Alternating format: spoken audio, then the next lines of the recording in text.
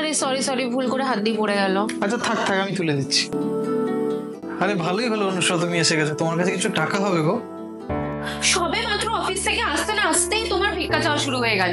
কোথায় এক গ্লাস জল এনে দেবে তা না, শুধু টাকা টাকা আর টাকা। কি লগ্নে যে তোমার সাথে আমার বিয়ে হয়েছিল।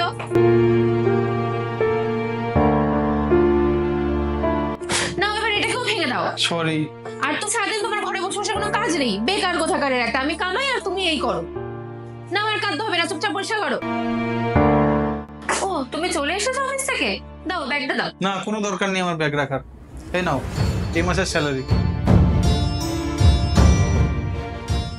মা তুমি কাঁদছো কেন?